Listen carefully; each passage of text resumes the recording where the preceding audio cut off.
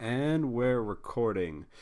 Guys, welcome back to another episode of the Bad Design Podcast presented by The Pick Six. I'm your host, Sean Riley, and this week my guest is Chris Charizopoulos, Director of Creative Design at Notre Dame University. Chris, so many people must pronounce your last name wrong. Yeah, it's probably one of the things that follows me throughout my entire professional career, so something I'm definitely used to. Yeah, like I was telling you off air before, there's a funny story. When we added you to Pick Six, Jimmy never knew how to pronounce your name. And if you guys who don't know, Jimmy is one of our social media managers for all the accounts. When we had you added on, he was like, I don't know how to say his last name, so I'm just going to refer to him as Charizard. And I thought that was such like a unique nickname for you, and until you told me how to pronounce it, I never had any idea. Yeah, I mean, it's definitely appropriate. It's been it's funny. That's definitely a nickname that I've heard in the past plenty of times. So if anyone out there ever struggles with pronouncing my name, that's a perfect alternative. Totally cool with it. Oh, that's funny. So, and for everyone listening, I know we've been on like a 2-week hiatus here. This interview with Chris was scheduled for like 2 weeks ago, and I had gotten really sick and then went away on vacation. So, I apologize for the little hiatus we've taken the last 2 weeks, and glad finally we were able to figure this out, Chris, and record this. So I appreciate it. Yeah, Sean, I want to thank you for inviting me on this. This is something a lot of fun to go through and experience. I'm looking forward to it, so I appreciate it. Thank you. Oh, not a problem. So I figure we'll jump right into Notre Dame, but kind of tell the story of how you landed that job, because we're pretty much linked with Notre Dame together. Yeah. So it was a great opportunity that you actually put in front of me. I remember. So I before working at Notre Dame Football, I worked at a lifestyle sports media marketing company in downtown Chicago called Intersport. And just give you a brief background of what Intersport does is, they're a marketing agency that helps clients build their brands and branding with their expertise. So it was just, and their expertise ranges between 7 different practices. And not to get too far in Intersport, but it was a great opportunity that I had in front of me, and I was really happy with my job. And my job there was creative graphic designer. And I remember I was sitting on the train because I lived in Northwest Indiana at the time. I used to commute west to downtown Chicago every day for work, and I was on the train, and I got a message from you, and it said what, like, hey, I had this awesome opportunity what was it, Sean? Aaron Carney, the recruiter there, had asked me if I was interested in taking the lead role there at Notre Dame as the director of creative design. And my interest was minimal because I didn't want to move to Indiana, and I also have a great situation currently at USA Football. So he had asked me if I knew anyone in the Chicago area. And, the first person that came to mind was you, Chris, and I recommended you, and he must have reached out almost immediately.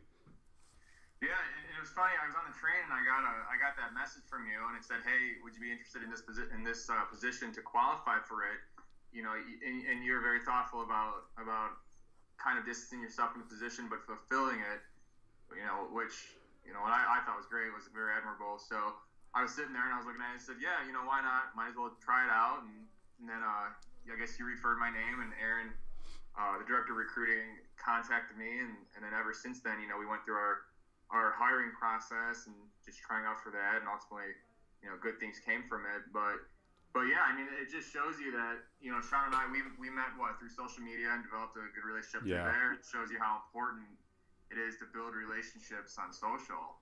Without that, who knows? I'd probably still be in Chicago.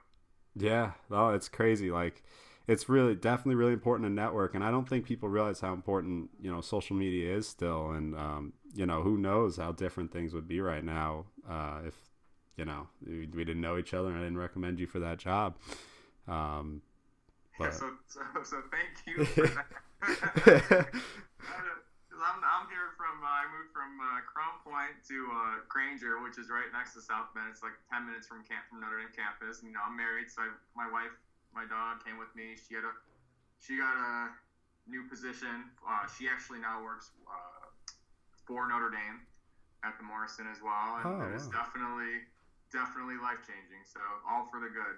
Wow, I'm glad it worked out so well. I didn't know that your wife had worked for Notre Dame now. That's awesome to hear, man.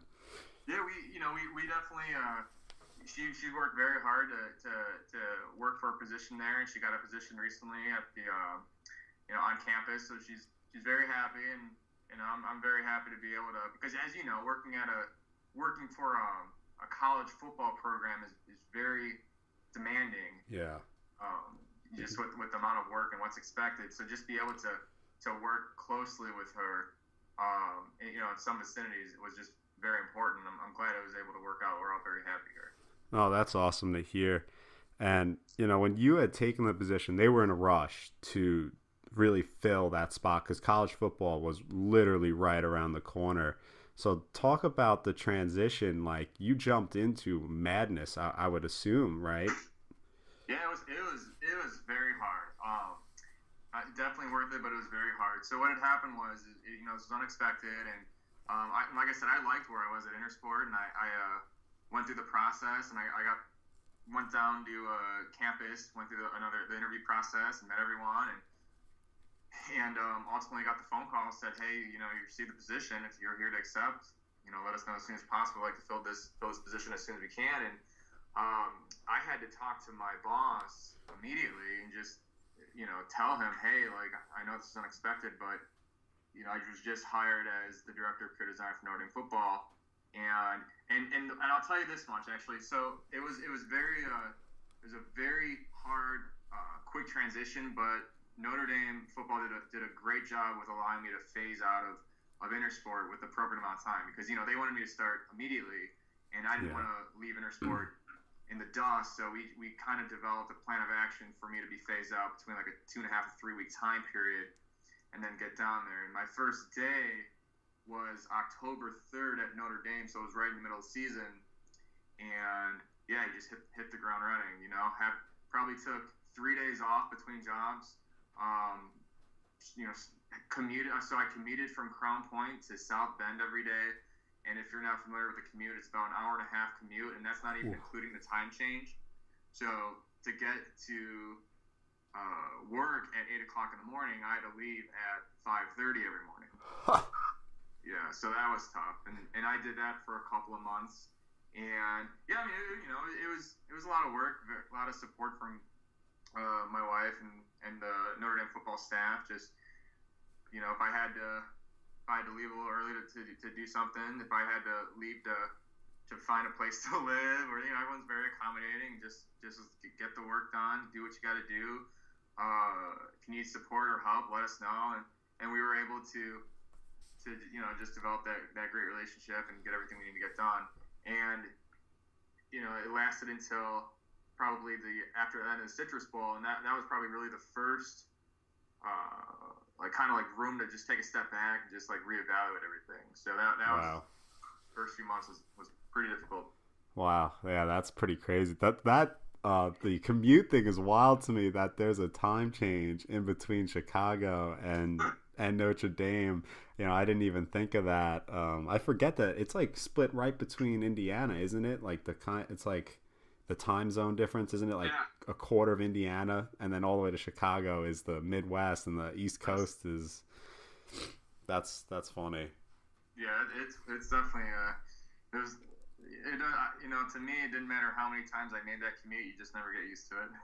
Yeah, I'm sure. And then coming home, you get an hour, at least I mean, but you think you get it, you think you break even, but you just waste it sitting on the couch watching TV and designing, and then before you know it, it's midnight your time, 1 o'clock their time, and you gotta do it all over again.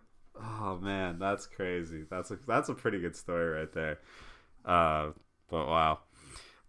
So now you've got a season under your belt there at Notre Dame, and you're working on a new brand, correct, for Notre Dame football?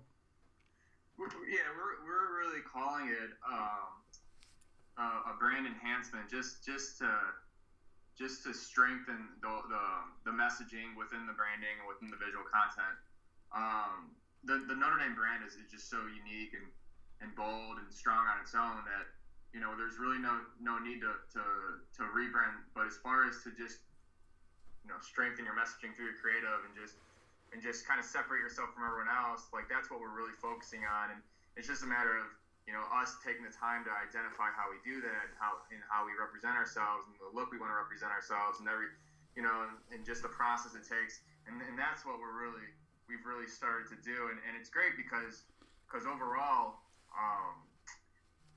we're all the relationship that we're just working on strengthening the relationship that we have with all the different media groups and departments and resources on campus. There's a lot of very talented, bright, amazing people that we just haven't really had the opportunity to fully invest in. And that's really one of our ultimate goals, is just to invest in those relationships to help strengthen our overall brand enhancement. So yeah, like now's the time to do that. We started that after we got back from the Citrus Bowl, so we hit the ground running with that, and we're all really excited to just get that complete and refined to the point where we can begin consistently branding that out.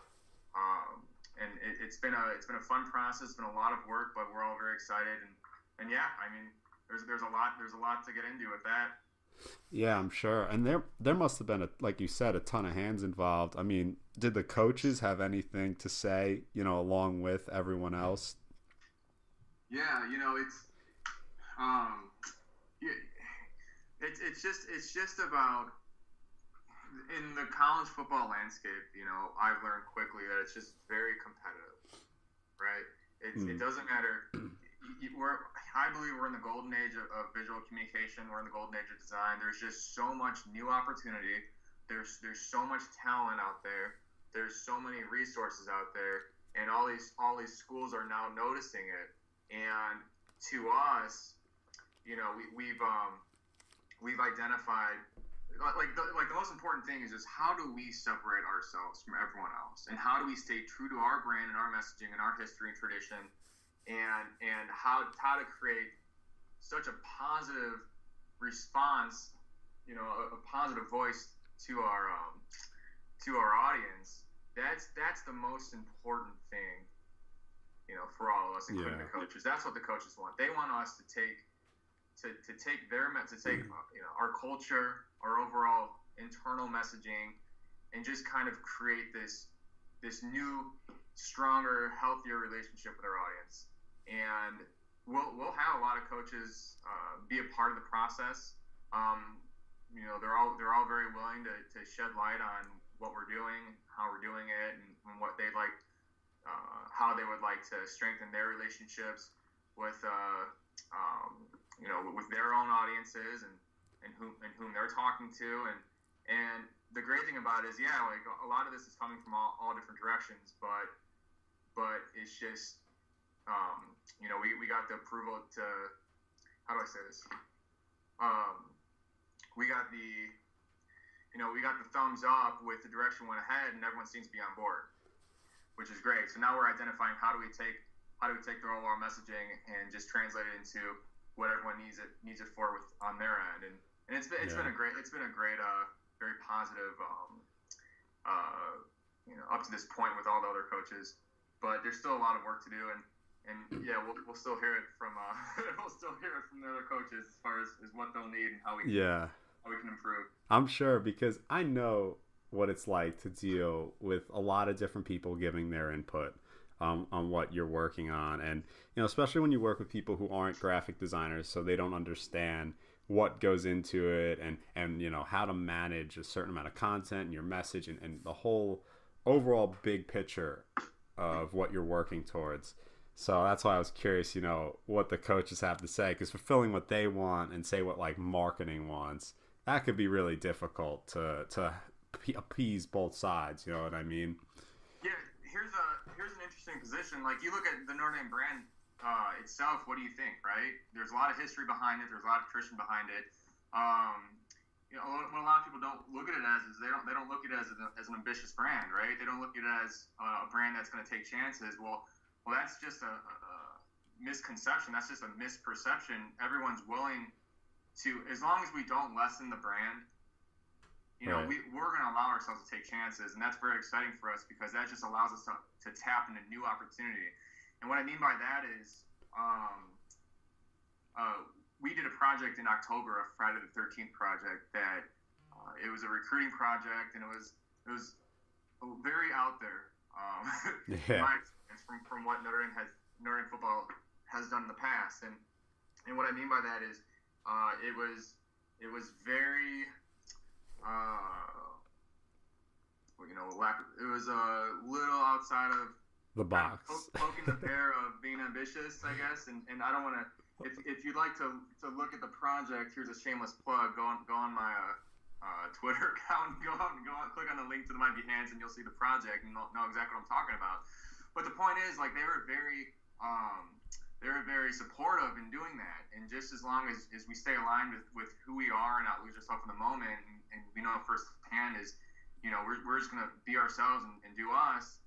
It's gonna create a great response, and that's great. Like the coaches want that, and we want that, and they allow us to be ambitious like that. And I guess it's just a matter of not forgetting where we came from. Yeah. If we're going to move forward.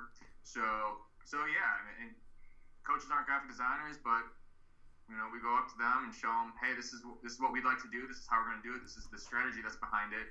How do we align it with what you're looking at, and then move? You know, we position ourselves to just approach the coaches like that, and I know they appreciate that. They want to continue with the momentum and strike while the iron's hot. So it's not a lot that we say, hey, you got to do this over. It's more along the lines of, this is great. Let's take what you're doing now and just align it a little differently and keep going. And that's great because you don't hear that a lot, and we're very appreciative of that. No, for sure. Because like I said, I know how difficult it can be to work with coaches. So that's good that it works as smoothly as at least as it seems you say. But like also speaking of kind about coaches and really like another big event that happens in college football every year is National Signing Day. So now you've experienced this as well, and I can only imagine how hectic that day is and the preparation up to that day. So like I wanted you to talk a little bit about like that experience. Yeah, you know, National Signing Day was tough. We had two of them this year. We had National Signing Day on the 20th, I believe, December 20th. Yeah. Then on February 7th. So this was uncharted waters for everyone, not just Notre Dame football, but for all the schools. And we're all learning as we go. But yeah, I mean, it was tough. You have to be on your toes 24/7. There's going to be at the 11th hour that there can be a coach calling you and talking about strategy for pursuing something, and you just have to be responsive toward it. And yeah, I mean, that project itself is we started planning like right after I got to Notre Dame football, and just to be prepared with.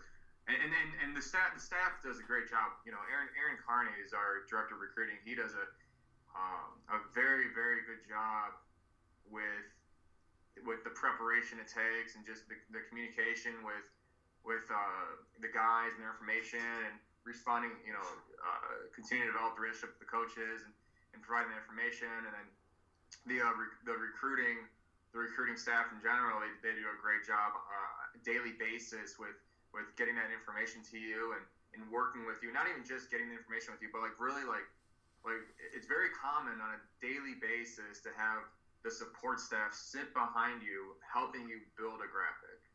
And how do you voice that graphic with the that's the type of culture that we that we're all a part of here at Notre Dame football, and it's awesome. But yeah, it's a very hectic time. We're there at 5-6 in the morning on the day. It's not even just our team. We have Fighting Irish Media that we heavily work with and invest with, and they're all very talented, hardworking. We work with the marketing communications department, the website. You know, we work with social media. We work with There hundreds of tools that we have to build for the program. We work with the live show in the stadium locker room, all the way up to our AD. Everyone's involved. So yeah, there's a lot of work, and we have Mike Bonner and Joe DeMasson are two of our executive producers, and their teams do an amazing job with really working with us.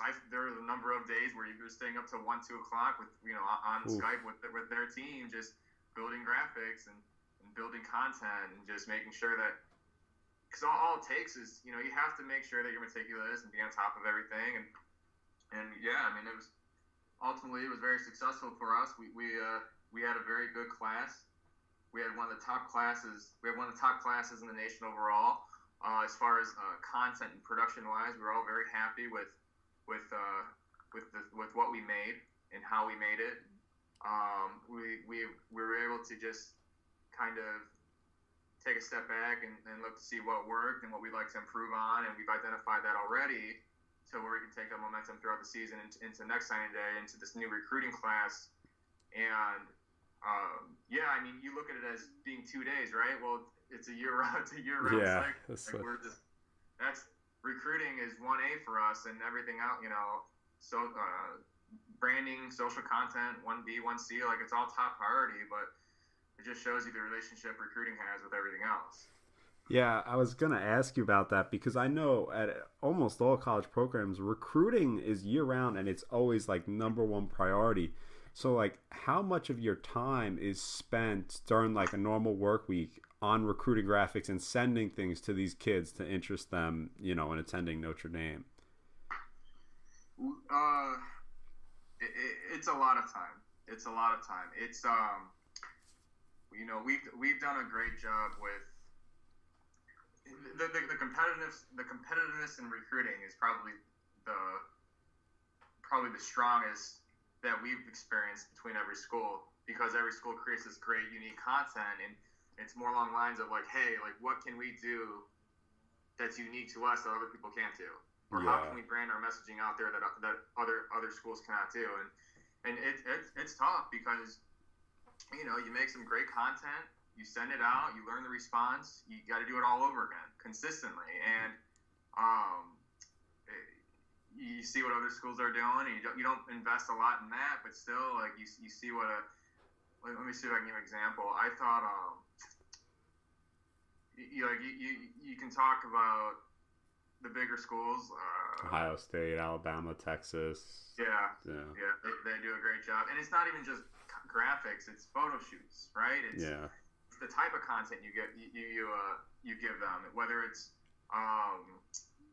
significantly graphic centric or photo centric or brand messaging centric, and it's very it's all very strategic with how you're going to approach that, and it's not even just digital; it's print based as well, with mailers, and so yeah, we invest the most time, I would say, in recruiting, where we want to churn out content weekly, and that's customized per recruit and consistent and high end and good quality, and thank goodness that we have the support staff that we have, because it's a hard process. I got a chance to work with great talent. I get there's a designer that I get to work with on a daily basis, Ryan Nix. Couldn't do it without him. This guy invests 70 hours a week with me. Wow. We were working yesterday on a recruiting project for we made 140 unique graphics yesterday. So wow. And that's common. And then we already talked about, we finished that project up, and we talked about what's the next project, how that we can accomplish, and thank goodness we have someone like Ryan on board. Thank goodness we have. So Aaron's nonstop too. I'll get messages from Aaron from Kearney all the time with ideas and suggestions, and what are your thoughts on this, and he's nonstop as well, and we're grateful to have him, and like I said, the support staff and the coaches, and just what can we do to really tap into our audience. So yeah, I mean, it's never ending, but what's the most effective way, right? Yeah. So we learn something new on a week-to-week basis. it's got to feel very. I'm trying to think of the word, like accomplishing or just very good about yourself when you see this process, right? You're recruiting this kid all the way, and like you see the results, right? Like you land a good prospect, or if your season, say like Notre Dame had a pretty good season this year compared to years past, and your content is able to kind of comply with like how well your season went. You know what I mean? To be a part of that whole team and process, that's gotta feel very. I just can't think of the word, but just it's got to be awesome to be a part of almost a team like that. You know what I mean? Yeah, no, definitely. Like, we love to excite people. We love to motivate our fan base. Love to motivate our players. Be as supportive as we can be. Motivate the staff, coaches. And the better your team does on a weekly basis, the easier it seems to be. I mean, there's always going to be a lot of work, but winning solves a lot. Winning helps. You go out of your way to just produce a lot of new content that just taps in your audience. And yeah, I mean, it's definitely a great thing to feel. Ultimately, what really the best feeling, I would say, probably the best feeling besides winning, is just to learn about the experience you're giving people. You can make cool stuff all day, but when it comes down to it, we want everyone to just have a great experience. Whether it's a great experience online looking at the content, or it's a great experience when we have our recruits come down for the photo shoots, or their official visits or unofficial visits, or the game, and anything that we can do to help them with that is, to see that smile on their face and to just kind of like see the sigh of relief they have, knowing how knowing they're having a great time. Like that's the best feeling to me, and that's what allows us to just grind out these 70-hour work weeks every week. For sure. And we had talked a little bit about this off the show. You mentioned winning helps, everything. How can you really handle when your team loses or gets embarrassed in a big game, or is almost a letdown? We see so many negative responses to teams. Feels like you have to let your fans know you have responsibility, but what's taking it too far, and what isn't enough? Yeah, it's difficult because you can have an amazing start of the season, and there can be you can experience a game that just is very deflating, right? That's just the outcome is not where you want it to be, you can have a team that has a very bad season, but when it comes down to it, you owe it to your fan base to communicate with them, and that's your responsibility, and you have to do it tastefully, and you just have to do it. You have to be fluid with it, right? Like whatever doesn't lessen the brand, right, is really what you want to focus on. So, for instance, like if for some odd reason you experienced a game that just didn't go to your favor, you're not going to push out a lot of the celebratory content, but at the same point, you're going to communicate with your team. It's very important to communicate with your team and your fan base and your audience, tastefully what has happened, and then when the storm settles a few days afterward, you can continue to give them, the rich content that they're looking for and celebrate. You always can celebrate your successes in your team and your culture and your history, but it's just a matter of being sensitive at the moment. Right. Yeah. So yeah. I mean, in my experience, and our social media manager does a great job with that. She does a great job with just fully investing herself on a day-to-day basis with what's going on and being aware. She has great awareness with the team and what's actually happening. So I'd like to say that, but at the same point, like, yeah, it's just about being sensitive on a day-to-day basis and just being fluid with it. But yeah, I mean, when it comes down to it, we owe it to our fans, and we're gonna give them the content they deserve. Yeah, for sure. I totally agree with you on that. I think you still have to, let them know the score, or you have to keep them somewhat updated and at least do the bare minimum of, posting a couple highlights, just trying to stay positive, but definitely not overdoing it with like you said, celebrations. Probably wouldn't try to mark too many milestones or anything like that after a tough defeat. But I thought it was an interesting conversation that I'd seen on Skull Sports. I think on Twitter they had the conversation, so I definitely wanted to just bring that up. On Skull Sparks. Yeah, that was pretty recent, right? Like a few weeks ago or a month ago. Yeah. Yeah, I mean, I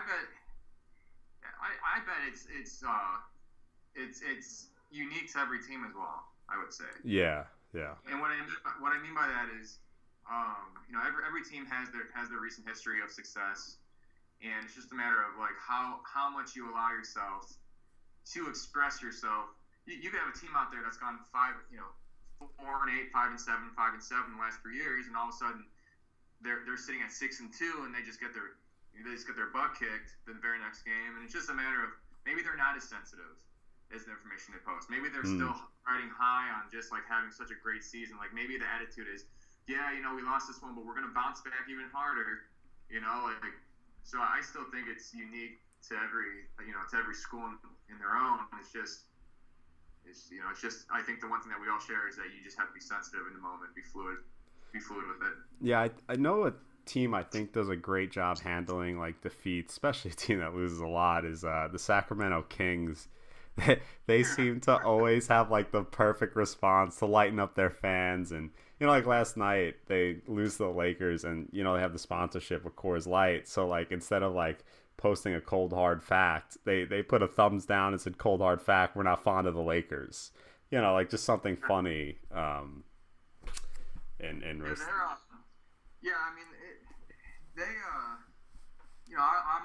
a big NBA head. I love the NBA. And the Kings, they really haven't done well recently. And at that point, you're gonna allow yourself to have fun, right? And just learn the best way to tap into your fan base. And I can't speak on their behalf. I'm just talking about like what I'm saying. And it looks like what they're doing is like they still want to, like times might be down for them, but they still want to be engaging with their fan base, and they're gonna be more of a fun brand. They're gonna take a little more chance, and and it turns out to be successful, right? Because it looks like yeah, they're losing, but we're still interested in what they're saying. Yeah. So kudos to them. I agree with you. I think they do a great job with that. Yeah, and there's some other teams obviously I for missing here, but yeah, I think in some they do a great job of reaching with their audience, and it just, like I said, I thought that was an interesting topic of conversation, because like I said, you see a lot of negative people responding to tweets after a game, but but anyway, getting back to Notre Dame, and when a couple weeks ago when I spoke to Brandon Baker, when he worked at Air Force, and he was a similar role kind of to you, and I wanted to hear what your work week is like. Like he had said he worked Monday through Sunday during the college football season, 9 to 6, I think, every day. And then, so I was curious how your schedule kind of related to him. Yeah, it's busy. I mean,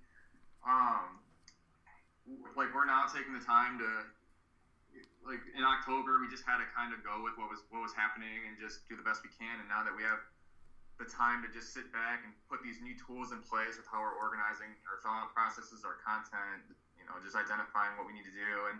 And the work week is busy. We would have thought it would have slowed down. That's not the case at all.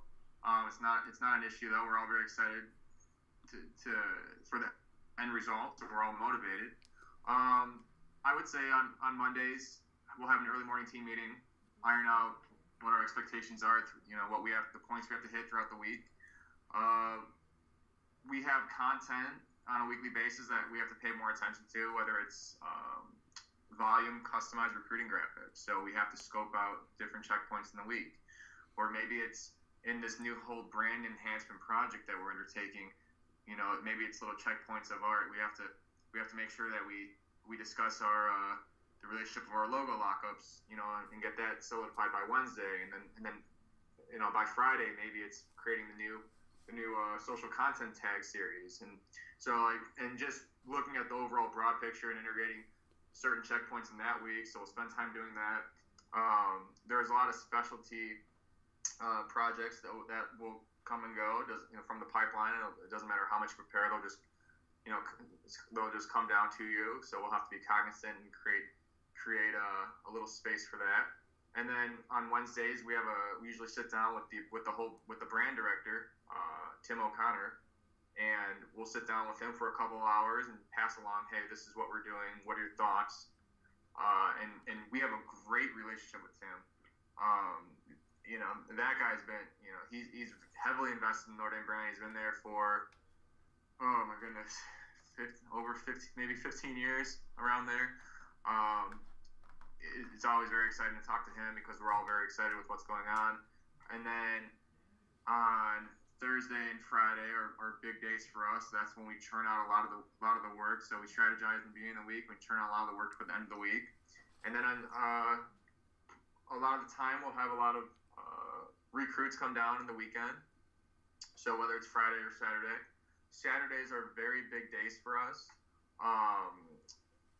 We'll prepare in the photo shoot. We've done a great job with taking our photo shoots and elevating them on a week-to-week basis. So we prepare for that. Preparation is, we talk to our photographers and scope out where we're taking the photo shoot and just learn the assets we need and after the photo shoot's a lot of work too. It's about going through the assets and organizing them and learning what we got from them. We typically plan on preparing the photo shoot beforehand, learning the types of poses we want to create the content that we need. And that's a pretty regular week, and that's not even including the season, because when you get invested in the season, now we're gonna have a lot of tools in place, so we're not gonna be as reactive. Right. Like in October, November, December, we made a lot of content quickly. So now what we're really working on is just identifying and building all that content, strengthening that content to have it in place. So when it is the season, we can continue to focus on our recruiting and specialty efforts as well. So yeah, I mean that's what we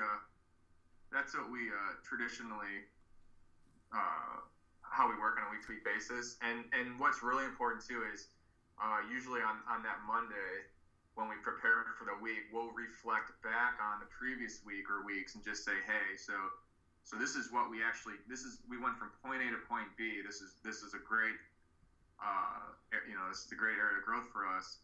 So it's important to just remind yourself about, because if you're going to invest a lot of work and effort, into something, I strongly think it's very important that you celebrate the little victories as well. Absolutely, right? Absolutely. Or you can get deflated, and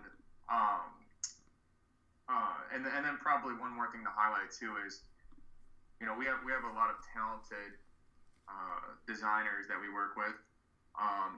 It's very important to sit down with them and to help show them the process and show them new ways to design and new techniques and the idea is to help. You want to help the designers grow as well, not just the brand. You want to help the relationships as well. So Sean, you and me might be able to work on a project together where we're like, all right, we're gonna make 30 graphics and we're gonna jersey swap every single person, number swap them, and put them in a unique background, and there might be very little exchange. We'll both know how to do that. We'll both know how to refine it.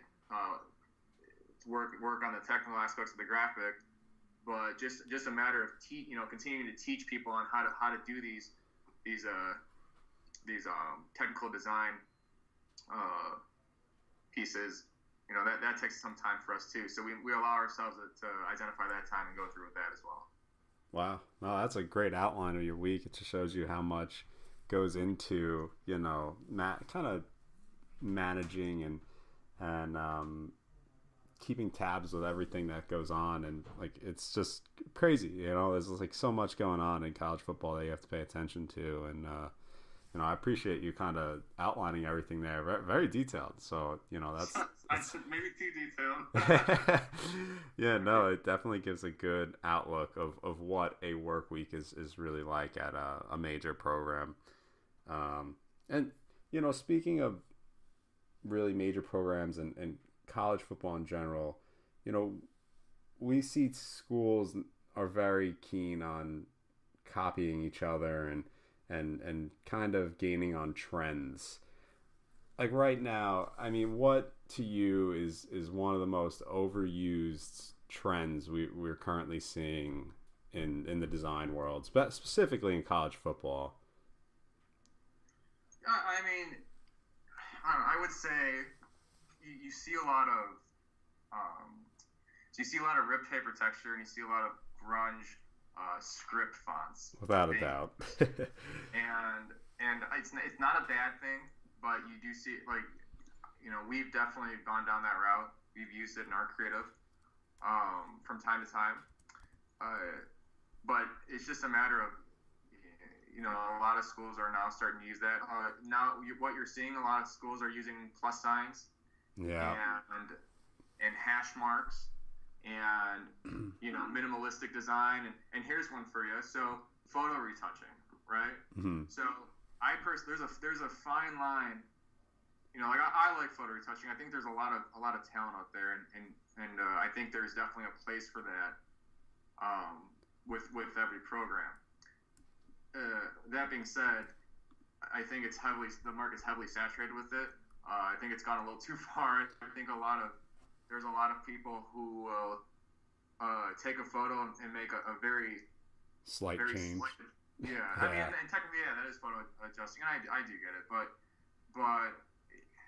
that's just a very big minimalistic design, very big trend, and personally, I mean, the trends are great if they speak to your program. Right. Like for instance, Baylor, they do a hell of a job with their branding. Them and Tennessee, I think, are my two favorite schools. I'm very impressed with the consistent, high quality content that they always create, and they do a great job. And Baylor uses rip texture a lot, right? But it's so consistent in their branding that it's like I almost expect them to use it, and I have there's no issue with them using it. Like they do a very good job. Tennessee, they have a very clean approach. I've seen them use pattern. I believe it's pattern plus symbols or X's, in their creative. But it speaks true to their branding. They use it consistently, and they do a great job with it. The hash marks, right? Like a lot of people use the hash marks for filler, and here at Notre Dame Football, we actually started using hash marks as well, but for good reason. And a big thing for us is not just to design for the sake of design; it helps the storytelling. Yeah. So since you'll notice, like, we've started branding out this new logo lockup, and what it is, it's if you want to go look at one of our creatives, it's the hash marks with the ND monogram connected to the UA symbol, and the hash marks develop this plan of the football field. And the reason for that is, other better minds. On our football field, we have 18 hash marks at 40-degree angles in our end zones, and it's just 1842 is the beginning of Notre Dame, right? Okay. So we wanted to create a logo lockup that speaks true to our branding. So we said, hey, let's put these hash marks on the outside of our logos and create the plan of a football field.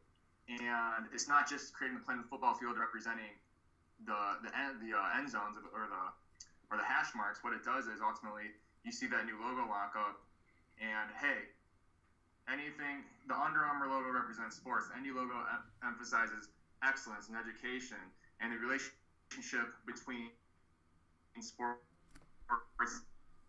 and the football field, which coincidentally is the beginning of Notre Dame. So it's full circle of storytelling, and that's true to us now. So ultimately, we're using hash marks, and everyone else can use hash marks, and more power to them. But we're satisfied with using hash marks because that tells our own story. Yeah. I think that's interesting that you bring up, telling your own story and being true to your brand, because you see a lot of schools, especially their creative teams, because I had mentioned this last podcast too, is a lot of graphic designers in sports don't always come from a graphic designer degree. Like a lot of people were in marketing, and they kind of just like picked it up because it helps with social. And they won't stay true to their brand, and they'll do something. They'll rip off an Ohio State, an Alabama, Texas, and Notre Dame, and they'll be like a singular piece that they do this for, and they'll just rip single pieces, and it doesn't match everything they do. So I think that shows like poor consistency, and it doesn't lead towards positive messaging in your brand when you're just all over the place with everything you create. And I think another interesting example, and I don't know where you fall on this, is when you see like a popular hip hop artist will release an album, and people will duplicate that album to their brand. You know what I mean? I don't know if you've noticed that, and like how do you think that fits in? Yeah, I mean, there's you make a great point. I personally think you should have some level of the consistency should come in through the strength of your brand messaging into your creative, and I personally think no matter what look you're going for, there should be a handful of elements that are 100% always consistent with your creative that speak to your brand, right? Whether it's the font colors, logo lockup variations, the other specific design elements, design schematic itself. Right. I think that ultimately allows you the freedom to get creative and to take a little more liberty within how you emphasize your branding. But yeah, I mean, there's definitely room. I personally think there's definitely room for album recreations, and you want to stay current with your audience while staying true to your brand. And I think if your branding is strong enough, if you set that tone, that ultimately allows you to take those types of chances, whether you're recreating some type of album cover, because it's about hopping on the moment, right? Like right. It could be a video game that came out, it could be a song that came out, it could be the Grammys, it could be the NBA All-Star game. Whatever that is, that's going to be content that's going to be responsive to your audience. So you want to strike that chord. So yeah, I mean, I think that if you have a strong foundation in branding, and you're totally allowed to do that without any hesitation, I think that the important thing is you don't want to kind of cross signal the messaging at all with your audience if your branding's not as strong. Us relatively speaking at Notre Dame Football, we have no problem with experimenting as well, right? We understand our brand, but at the same point, like, we want to try a few different things out. So ultimately, we'll allow ourselves to do that, and I don't see an issue with that at all. If any school wants to do that, but yeah, the biggest thing definitely needs to be you have to solidify your messaging through your branding, and you have to be consistent with that. And some of your design elements are going to help dictate how far you go into doing all these one-offs, right? Right. So for instance, like Ohio State, they do a very good job with being consistent. They might even be the most consistent branding out there. So it might actually help them to do something completely different because you're going to notice it immediately. Yeah. Right? Like, and that's just how I feel with it all. I have no problem with it overall. I think it's cool. I just think that whatever you do to recreate an album cover, you have to be sensitive to your brand. You can't maybe the artist is like an R-rated artist who are just a little distant from like I'm not gonna see like you talk about like you wouldn't see Drake with like Tennessee or something like that.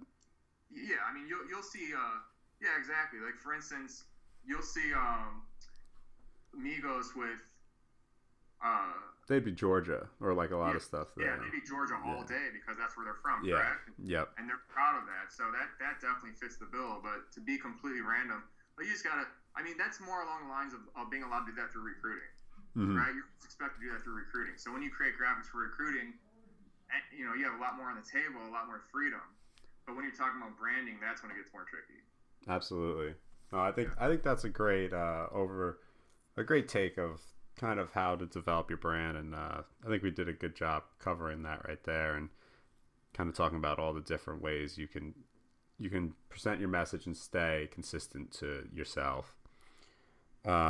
Real quick, I want to get this in before I let you go. So shout out Chris Stoney. This is the second time name dropping you on the show. He had talked about the idea of a TV show that was like Bar Rescue. And for those of you who don't know Bar Rescue, and there's this guy who comes in and kind of rebuilds a bar to make sure they're successful, and everything they did wrong he corrects. But he wanted that for graphic designers and brand experts to come around into business and organizations, not just teams, and fix their branding and their promoting and their message. And, I wanted to get your thoughts on that because I thought it was a good idea. Don't know if it'd make a good TV show, but I thought it was a good idea that maybe someone could take advantage of. Yeah, I think it's a great idea. I would definitely watch it. 100%. It would be. It's always interesting to see how companies rebrand themselves. Yeah. Right. Like whether it's something as simple as YouTube or whether it's something as extreme as. Instagram was pretty extreme when you think about their logo change. They were. That's a great point. And you always, to me, when it comes down to it, a lot of people talk about like content's not original anymore, right? Like it's very hard to create something that's completely original. You're just recreating what someone else has done. And to a point, yeah, that's definitely true. However, the content you create to represent the messaging of a brand that you're trying to help communicate their audience with their branding is completely original. So in my eyes we'll see some type of company on the television show doing that with the branding quickly. Like I'd love to see that. That would be that would be eye opening for me. No, I don't know how entertaining it would be because obviously there's not everyone's a graphic designer. Like the audience for people who go to the bar, I'm sure, is much greater than people who are interested in the branding behind a company. Maybe it's not a TV show. Maybe it's a digital series online. Maybe it's like a 15-minute digital content series presented by AT&T that like there'd be room for it. Maybe you just identify. Maybe it's a 20-minute show. Yeah, no, I think it would make an interesting show. I mean, obviously, you'd also have to have someone who was as entertaining, like the graphic designer or whoever that was the brand director, right? He would have to almost be like a Gordon Ramsay, like going in there just screaming at people, like, "What's wrong with you? What the hell are you doing?" Like, "Can you not tell this color from this?" Just something. They would have to be very entertaining, but it's certainly something I would watch. Like I said, I just don't know if the audience would be large enough to definitely. I don't think it'd support a TV show, but maybe you're right, a digital series, a Facebook show. If it was something that was also all inclusive of all organizations, not just directly towards sports, like like we're talking about here. I'll tell you what. I think if there were bigger companies that were involved in that show, I mean, I highly doubt that would happen. You'd invest. Yeah. A lot of time, but if like there's like well-recognized companies that were going through some type of rebrand, I think that would definitely be more engaging as well. Right. Like if you saw a Coke or a Pepsi, a Twitter, could you imagine? Wait, I mean, that would be cool too. Like maybe it is the bigger companies, and like maybe they're entertaining the idea. Like, what can you do? How can you rebrand Twitter in 2 weeks? To address this and that, right? Maybe they don't go through with it all, but man, think about it. Maybe the audience likes the new way Twitter, the new branding of Twitter looks like, or the new branding of Coke looks like, and the influence on that. If a bigger company bit and said, "Oh, that's a great idea. We're going to take this little part and integrate it into our into our marketing plan, into our campaign," like the volume that speaks and how valuable these these design and communication resources are, like that'll hit home. I think that's very interesting, regardless of if you're a designer or not. I think you capture the attention of, like, you're engaging the regular audience then. Yeah. To make decisions. So that could be a good spin on it. You know what that also could be? It could be laziness, getting free work. Be like, we'll put it out there. If anyone's willing to rebrand us, and we might take your idea. They're just gonna take it for free though. Yeah, you ever do one of those? Those go on those websites and the company's looking for a logo, and you submit your logo, and there's like 1,000. Yeah, they choose like one winner. Yeah, Yeah, so I mean, some state it seems like it exists. Well, there is a website, because I used to use it, that was for freelance work, where someone would post a project and you would have to, I wish I remember the website name, it's going to kill me that I don't, and you would have to post a response within like, I don't know, like a day. And if you won, they would pay you to do the project. Like, it would pretty much be what you designed for them. Say they wanted a logo, but maybe they need a couple changes. And you would get paid, but it sucked if you didn't get chosen, because obviously you didn't get paid. At least I guess I went in your portfolio, but if you're a freelancer and you need to make money, I guess that was one option. But I wish I remembered the website. I know it was something that existed though. Hey, I want to ask you one quick question. I'm just curious. In your opinion, in the college sports, not even just football, but the collegiate sports landscape, in your opinion, I'd love to hear your thoughts on who you enjoy, what programs' content you enjoy looking at the most. I always find it fascinating to learn everyone's answer and just learning like what resonates with you. And I hate to call you out like this, but no, that's fine. Because I do think about this a lot, and I really do enjoy Ohio State because of their consistency. And their style is just so unique. Like, instantly what's Ohio State, and what's that? You look at it, and you don't even see their logo, and you know where it's coming from, right? Yes, exactly. It just stands out from a mile away. I think they do a great job of that. And then Texas, ever since they got Matt Lange, I don't know if I probably just butchered his last name. When he arrived there, I've really enjoyed the kind of stuff they've been putting out. It's not as recognizable as Ohio State, but I think the whole overall look and feel that they've kind of went to is very unique in itself. And I'm sure the longer he's there, it'll become more recognizable, like right off the bat, like an Ohio State has kind of developed over time. Yeah, you made a great point. Like if you had to look at different brands out there and you just look at their creative without their logo, and you can tell who they are, like there are a lot of brands that are now becoming very good at that. Like you look at Oklahoma State and you can tell. Yes. You look at, like they do a great job with utilizing their color, and like their color scheme is similar to like even like what Oregon State, get the burnt orange and everything, and right. you can tell it's them. Pittsburgh does a great like their minimalistic photo treatment that they come up with. They do a great job too. Their gold textured fonts they use.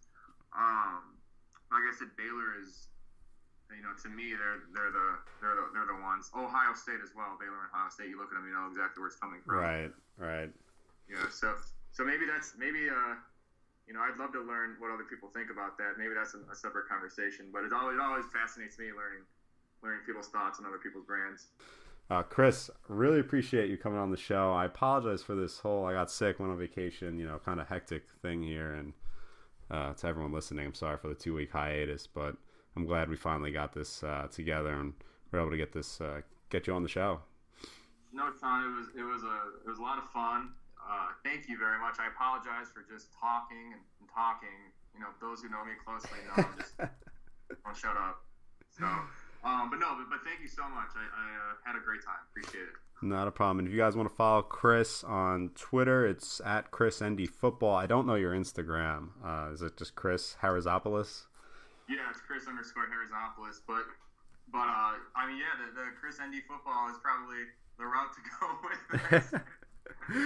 So there you go, guys. If you want to find Chris and see his work and check out what he's doing at Notre Dame, make sure to give him a follow. Chris ND Football. Once again, thanks for being on the show, guys. Thanks for being on the show, Chris. Thank you for listening, guys. Man, I need to get better. I'm still sick. And they'll appreciate you guys for listening. Subscribe, like, and follow us. So once again, guys, that does it for another episode of the Bad Design Podcast.